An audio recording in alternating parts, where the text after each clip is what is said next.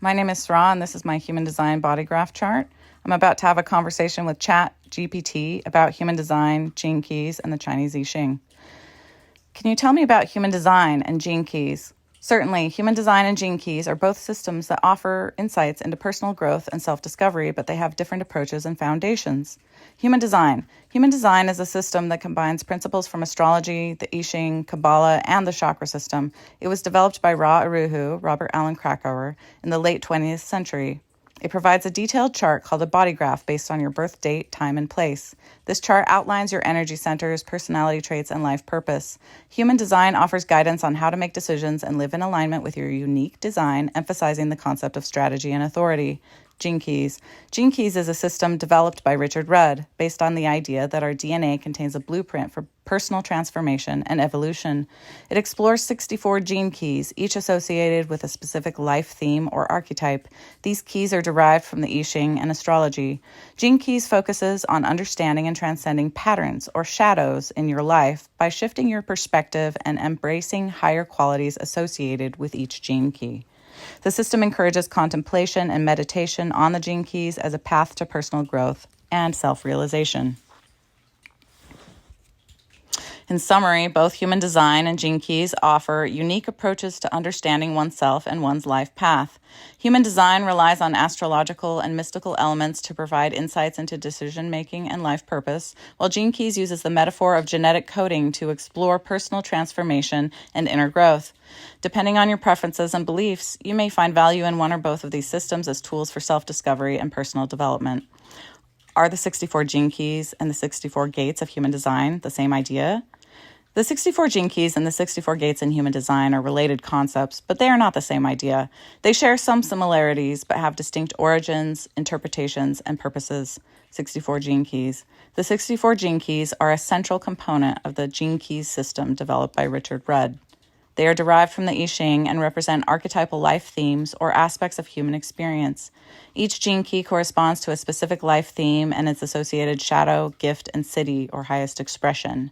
They are meant to provide insights into personal growth and transformation. The gene key system encourages individuals to contemplate and meditate on these 64 archetypes as a means of self-discovery and inner development. 64 gates in human design.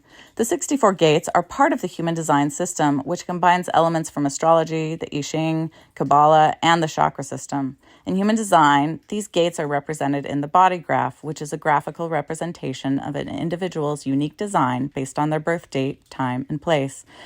Each gate in human design is associated with specific qualities, energies, and characteristics, and they are located within the body's energy centers, such as the head center, throat center, etc. The gates play a role in defining an individual's human design profile and offer insights into their personality traits, decision-making processes, and life path. While both the 64 gene keys and 64 gates in human design involve the number 64 and have elements of archetypal symbolism, they are distinct systems with different origins and applications. The gene keys focus on personal transformation and inner growth, while human design offers a unique approach to understanding an individual's energy and decision-making process. You mentioned human design includes information from I Ching. Also that gene keys are derived from I Ching. In I Ching, I believe these 64 things are called hexagrams. Are the 64 human design gates, 64 gene keys, and 64 I Ching hexagrams not the same? You are correct that the I Ching, also known as the Book of Changes, consists of 64 hexagrams. However, the 64 hexagrams in the I Ching, the 64 gates in human design, and the 64 gene keys are not the same, even though they share a common numerical value. Here's the distinction. 64 hexagrams in the I Ching. The I Ching is an ancient Chinese divination text that contains 64 hexagrams, each formed by 6 lines, either solid or broken. These hexagrams are used for divination and offer symbolic guidance on various aspects of life, decision-making, and change. Each hexagram has a specific meaning and can be interpreted in the context of a divination reading. 64 gates in human design. In human design, the 64 gates are a component of the body graph, which is a unique chart created for an individual based on their birth data. The gates in human design are not directly derived from the I Ching hexagrams. Instead, they are related to the I Ching through a complex mapping system, where each gate corresponds to specific qualities and attributes.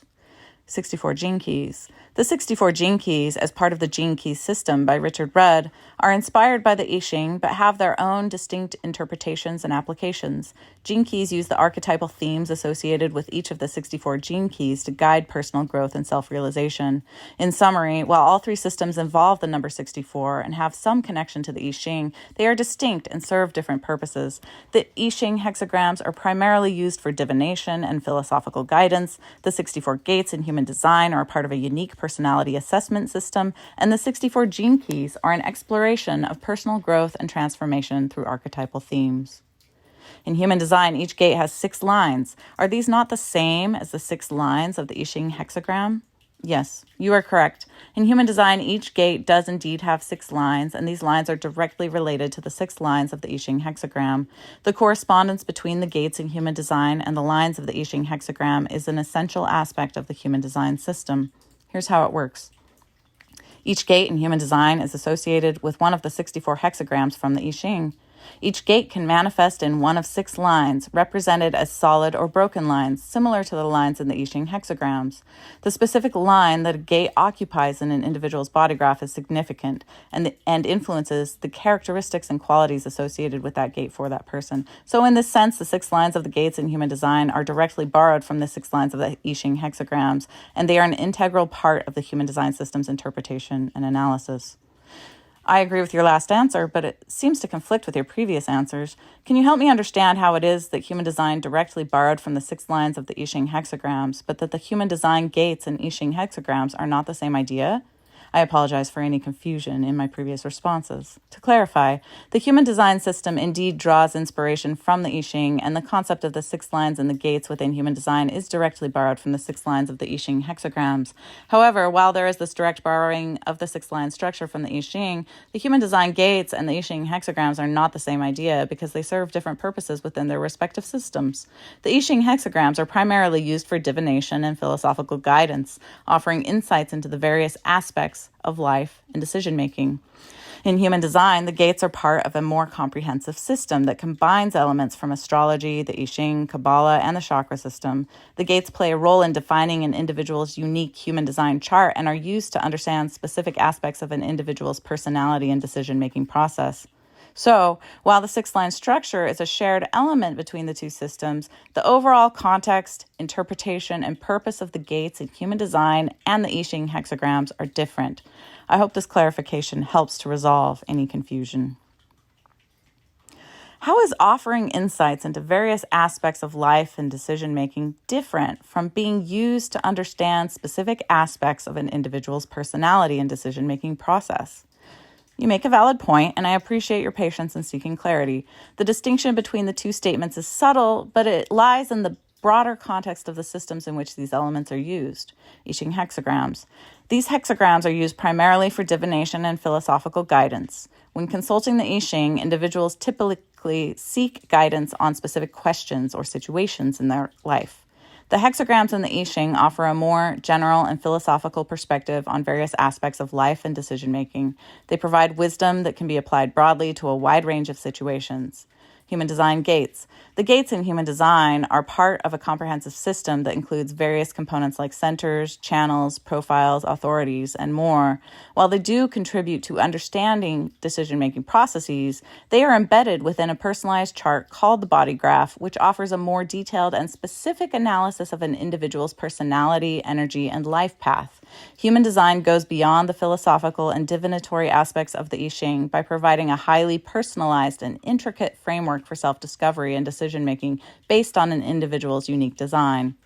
In essence, both systems offer insights into decision-making, but the I Ching provides more general philosophical guidance, while human design offers a highly personalized and detailed analysis of an individual's personality and decision-making process within a broader framework. The conversation continues in part 2. Make sure to follow. Welcome to Ask My Authority. My name is Sra. I'm a 6-2 sacral generator, and we focus on exploring inner authority or how we make decisions.